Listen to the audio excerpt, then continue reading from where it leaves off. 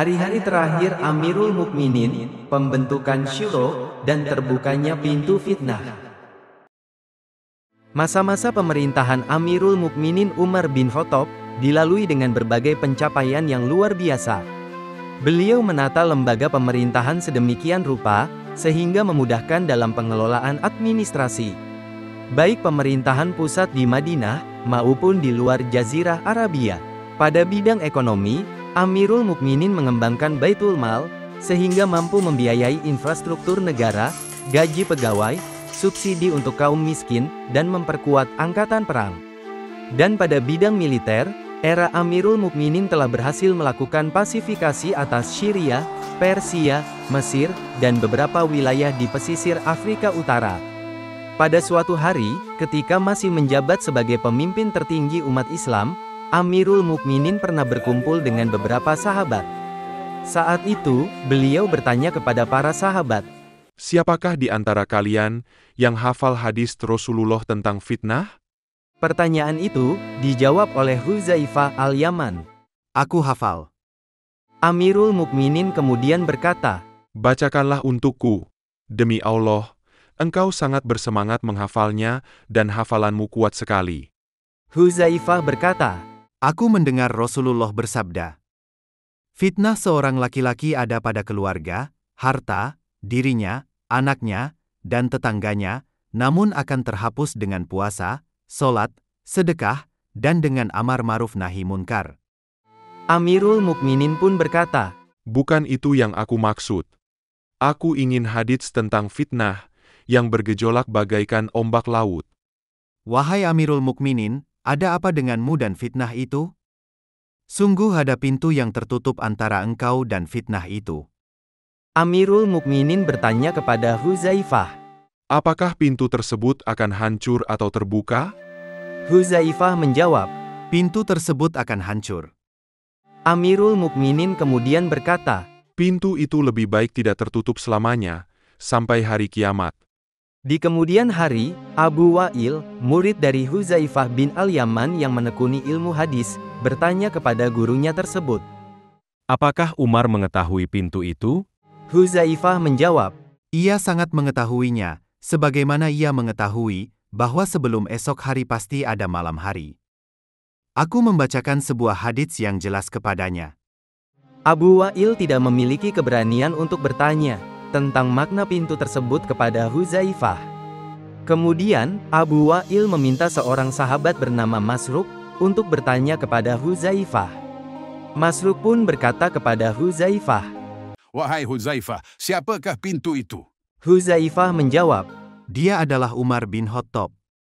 pada tahun ke-23 Hijriyah, Amirul Mukminin Umar bin Khattab melaksanakan ibadah haji.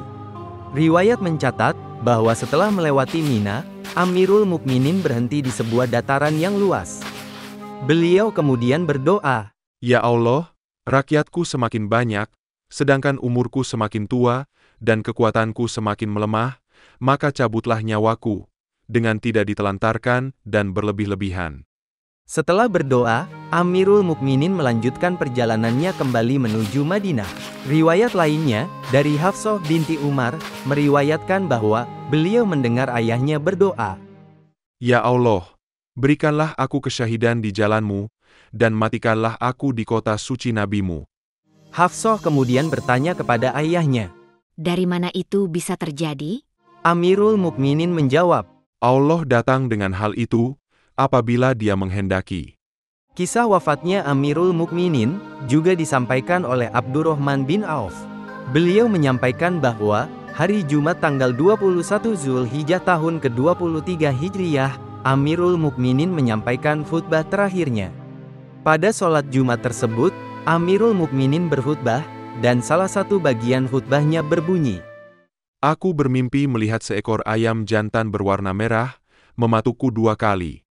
Di situ aku tidak melihat sesuatu, kecuali datangnya kematianku. Banyak kaum yang menyuruhku menunjuk pengganti setelahku. Sesungguhnya, Allah tidak akan menyia-nyiakan agama dan kekhalifahannya, tidak pula pada syariat yang mana Allah mengutus nabinya dengan syariat itu. Jika ajal menjemputku, Masalah kekhalifahan bergantung pada hasil musyawarah antara 6 sahabat yang Rasulullah ridho ketika beliau wafat. Serangan terhadap Amirul Mukminin terjadi pada tanggal 27 Zulhijjah ketika beliau memimpin sholat subuh. Amr bin Maimun, yang saat itu menjadi jamaah menyampaikan, "Aku berdiri dalam barisan sedang menunggu sholat subuh. Tidak ada jarak antara aku dengan Amirul Mukminin, kecuali Abdullah bin Abbas, pada hari yang penuh kemalangan itu. Saat itu, apabila Amirul Mukminin lewat di antara dua barisan, beliau berkata, 'Luruskan, luruskan.' Kemudian beliau maju dan mengucapkan takbir. Kadang, beliau membaca surat Yusuf atau An-Nahl atau seperti itu pada rokaat pertama, sehingga orang-orang berkumpul, kemudian ia bertakbir. Setelah beliau mendapatkan tikaman, aku mendengar beliau berkata, 'Ada anjing yang memangsaku.' Budak pembunuh itu lari, dengan memegang pisau yang memiliki 2 ujung. Setiap melewati kanan kirinya, dia menikamnya. Ia menikam 13 orang, dan 7 di antaranya meninggal dunia. Seorang jamaah yang melihatnya, segera melemparkan kain panjang dan menahannya. Ketika orang kafir itu mengira dirinya sudah tertangkap, dia seketika membunuh dirinya sendiri." Amr bin Maimun juga meriwayatkan bahwa penikaman itu terjadi ketika Amirul Mukminin sedang membaca surat Al-Ahzab ayat ke-38. Dan adalah ketetapan Allah itu, suatu ketetapan yang pasti berlaku. Setelah mendapatkan serangan itu, Amirul Mukminin memegang tangan Abdurrahman bin Auf dan menariknya untuk menggantikannya sebagai imam. Orang-orang yang berada di dekat Amirul Mukminin melihat apa yang terjadi, sedangkan yang berada di sudut masjid tidak dapat melihatnya. Mereka hanya tidak lagi mendengar suara Amirul Mukminin, sehingga berkata, "Subhanallah." Setelah Abdurrahman bin Auf selesai memimpin sholat subuh, Amirul Mukminin bertanya kepada Abdullah bin Abbas, "Ibnu Abbas, siapakah yang menikamku?" Abdullah bin Abbas segera berkeliling, mencari informasi dan kemudian kembali. "Wahai Amirul Mukminin, budak Mughirah lah yang menikammu." Amirul Mukminin pun berkata, "Apakah dia Abu Luklukah?" Abdullah bin Abbas berkata, "Benar, wahai Amirul Mukminin." Amirul Mukminin kemudian berkata kepada Abdullah bin Abbas, "Semoga Allah membinasakannya. Aku telah memerintahkan kebaikan kepadanya. Segala puji bagi Allah, yang tidak menjadikan kematianku di tangan seseorang yang mengaku dirinya Islam. Dahulu, engkau dan ayahmu yang paling senang melihat banyak budak di Madinah, dan ayahmu yang paling banyak memiliki budak kafir." Abdullah bin Abbas berkata kepada Amirul Mukminin, "Jika engkau mau, wahai Amirul Mukminin, kami akan membunuhnya." Umar pun menjawab, "Mana mungkin.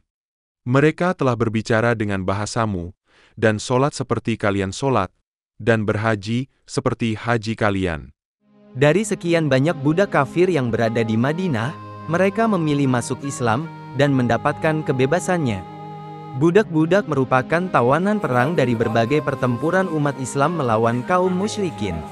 Mereka sudah ada semenjak masa Rasulullah, dan semakin banyak pada masa Khalifah Abu Bakar dan Amirul Mukminin Umar bin Khattab. Budak-budak pada awalnya kafir, dan sebagian besar dari mereka akhirnya menjadi muslim. Di antara tawanan perang tersebut terdapat Hurmuzan, bekas panglima perang Sasanid Persia, yang ditangkap pada pertempuran Tustar. Hurmuzan dibawa ke Madinah, dan menjadi muslim, setelah dihadapkan kepada Amirul Mukminin Umar bin Khattab. Setelah menerima serangan tersebut, Amirul Mukminin merasa bahwa usianya tidak lama lagi. Dalam masa-masa menahan luka parah, Amirul Mukminin masih sempat memikirkan persatuan dan masa depan umat Islam. Beliau memikirkan bagaimana cara untuk menentukan khalifah berikutnya tanpa harus terjadi perselisihan. Ketika kaum muslimin meminta Amirul Mukminin untuk menunjuk penggantinya, beliau berpikir sejenak, dan kemudian menetapkan suatu cara yang sesuai dengan situasi dan kondisi. Rasulullah tidak menunjuk penggantinya, namun semua sahabat mengakui senioritas dan keutamaan Abu Bakar As-Siddiq. Ketika Khalifah Abu Bakar mengusulkan nama Umar bin Khattab, semua sahabat mengetahui bahwa Umar memang paling kuat, mampu, dan lebih baik dalam memikul tanggung jawab setelahnya. Tidak ada satupun sahabat yang berbeda pendapat dengan Abu Bakar As-Siddiq, sehingga Umar bin Khattab dibaiat menjadi khalifah. Pada masa-masa genting, dan dengan menanggung sakit yang luar biasa, Amirul Mukminin Umar bin Khattab menetapkan tata cara pemilihan khalifah melalui pembentukan Dewan Syuro. 6 orang sahabat ditunjuk oleh Amirul Mukminin untuk bermusyawarah. 6 sahabat tersebut adalah Ali bin Abi Thalib, Utsman bin Affan, Abdurrahman bin Auf, Sa'ad bin Abi Waqqas, Az-Zubair bin Awam, dan Thalhah bin Ubaidillah. 6 sahabat ini merupakan orang-orang yang dijamin masuk surga. 1 orang lainnya, yaitu Sa'id bin Zaid bin Naufal, juga dijamin masuk surga tidak diikutkan oleh Amirul Mukminin. Penyebabnya adalah karena Said berasal dari Bani Adi, dan masih keluarga besar dari Amirul Mukminin Umar bin Khattab.